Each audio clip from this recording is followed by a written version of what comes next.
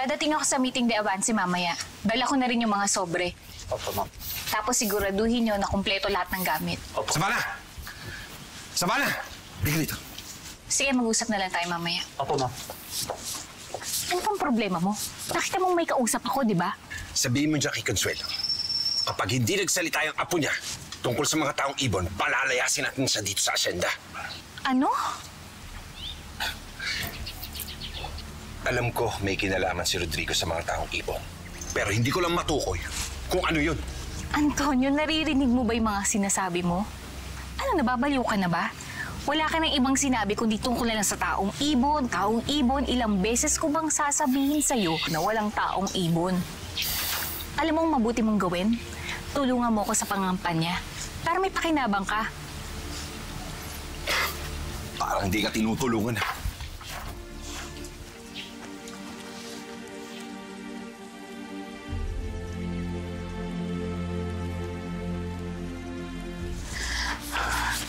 O, sige na. Basta siguro din nyo kompleto lahat ng mga yan. Opo, ma'am.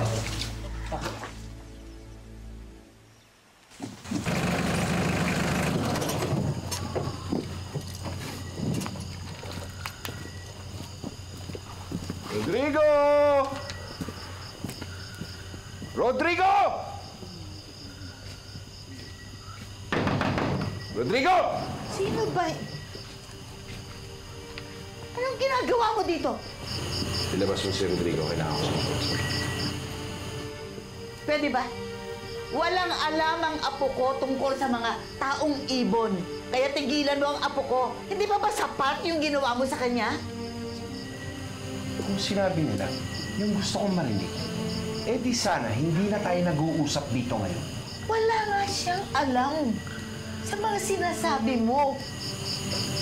Wala, hindi ako naniniwala. Rodrigo! Rodrigo! Hindi!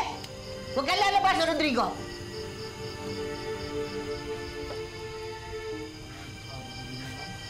Para ano? Para bugbugin mo na naman? Ikaw napakawalang hiya mo talaga eh. Pati bata pinapatulan mo. Kung alam ko lang na ganyan ang gagawin mo sa apo ko, hindi na sana kita iniligtas noon. Hinayaan na lang kitang mamatay. Dahil yan ang nararapat sa mga demonyong katulad mo. Nung tumigil ka, pumapatol ako sa matanda. Tigilan mo na yung pagdadrama mo. Ilabas mo yung mahal mong apo. Hindi. Rodrigo! Hindi! Hindi mo siya makakaharap. Mamamatay na muna ako. Ganun naman pala eh. Alam mo, madali akong kausap. Nasaan ang yabang mo ngayon? Ito bang isusuki mo sa akin matapos kitang alagaan noon? Eh di salamat! Rodrigo! Tumakas ka na! Bitawan mo ang lola ko. Rodrigo! Bakit ka lumabas? Di ka pa tumakas? Nandiyan dyan naman pala si Rodrigo eh.